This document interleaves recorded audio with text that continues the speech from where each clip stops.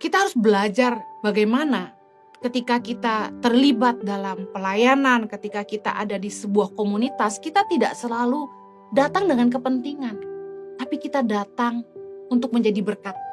Filipi 2 ayat yang ke-6 berkata gini, yang walaupun dalam rupa Allah, tidak menganggap kesetaraan dengan Allah itu sebagai milik yang harus dipertahankan, melainkan telah mengosongkan dirinya sendiri dan mengambil rupa seorang hamba dan menjadi sama dengan manusia. Dan dalam keadaan sebagai manusia, ia telah merendahkan dirinya dan taat sampai mati, bahkan sampai mati di kayu salib. Itulah sebabnya Allah sangat meninggikan dia dan mengaruniakan kepadanya nama di atas segala nama. Mari belajar dari Yesus bagaimana Yesus merendahkan dirinya dan mengambil rupa seorang hamba untuk dia bisa melayani kehendak Bapanya.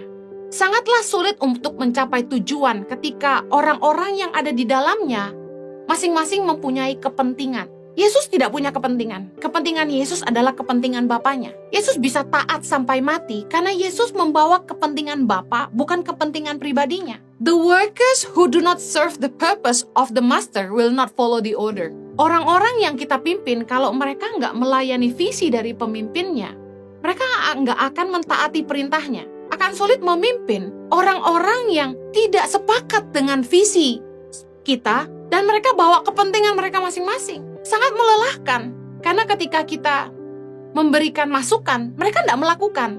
Karena mereka masing-masing punya agenda sendiri, punya visi sendiri. Yesus gak bawa kepentingan pribadi. Yesus gak punya tujuan pribadi. Yesus datang dengan kepentingan Bapa, yaitu untuk menyelamatkan dunia oleh dirinya. Yaitu untuk menyelamatkan dunia lewat pengorbanannya. Bahkan ketika Yesus ketakutan menghadapi saat-saat dia akan disalib, Yesus berdoa di Taman Getsemani. Dalam Matius 26 ayat 39, Yesus bilang ini, ya Bapakku, jikalau sekiranya mungkin, biarlah cawan ini lalu daripadaku. Tetapi janganlah seperti yang ku kehendaki, melainkan seperti yang engkau kehendaki. Yesus sampai di titik akhirnya. Yesus bukan mengedepankan keinginannya. Yesus gak punya kepentingan sama sekali, selain dari melakukan apa yang jadi kehendak Bapanya.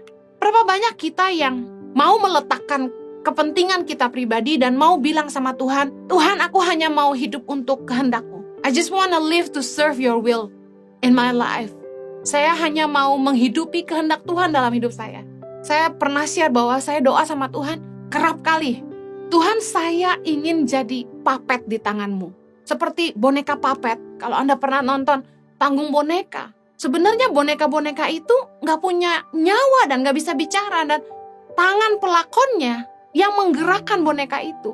Dan bahkan pelakonnya yang bicara apa yang dia mau katakan. Saya minta sama Tuhan biar saya hanya jadi puppet di tangan Tuhan. Tuhan pakai untuk apa yang Tuhan mau.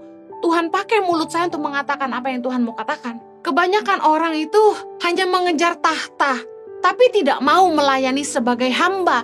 Kita mau Tuhan berkati kita. Kita mau Tuhan pakai kita. Supaya kita dikenal, supaya kita punya kemuliaan. Tapi berapa banyak dari kita yang sungguh-sungguh mau Tuhan pakai kita jadi hamba yang hanya melakukan kehendak Bapa.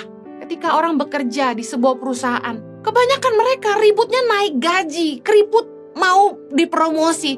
Tapi seberapa banyak yang sungguh-sungguh teruji? Yesus tuh gak punya kepentingan sendiri selain dari melakukan kehendak Bapa. Yohanes 6 ayat 38, sebab aku telah turun dari sorga, bukan untuk melakukan kehendakku, tetapi untuk melakukan kehendak Dia yang telah mengutus aku. Yesus tahu tujuan Bapa mengutus dirinya ke dunia. Yohanes 3:16, karena begitu besar kasih Allah akan dunia ini, sehingga Ia telah mengaruniakan anaknya yang tunggal, supaya setiap orang yang percaya kepadanya tidak binasa, melainkan beroleh hidup yang kekal. Yesus tahu tujuannya lahir ke dunia adalah untuk menyelamatkan dunia. Yesus memilih taat di kayu salib. Meskipun ketika Yesus hidup di dunia, Yesus punya kesempatan untuk memperoleh kemuliaan di dunia ini. Anda tahu dalam Yohanes 6, Yesus pernah mau dipaksa jadi raja. Ketika Yesus memberi makan 5.000 orang, di Yohanes 6 ayat pertama dikatakan, sesudah itu Yesus berangkat ke seberang danau Galilea, yaitu Danau Tiberias. Orang banyak berbondong-bondong mengikuti Dia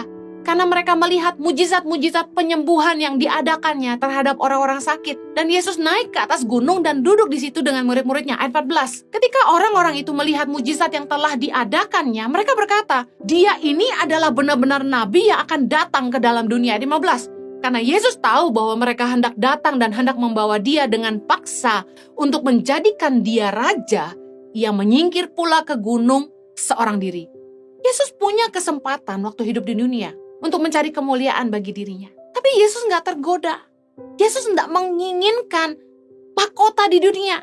Yesus nggak punya kepentingan ketika datang ke dunia. Yesus bawa satu kepentingan, yaitu kehendak Bapaknya bagi dia, itu untuk mati bagi dunia ini untuk menyelamatkan mereka oleh dia.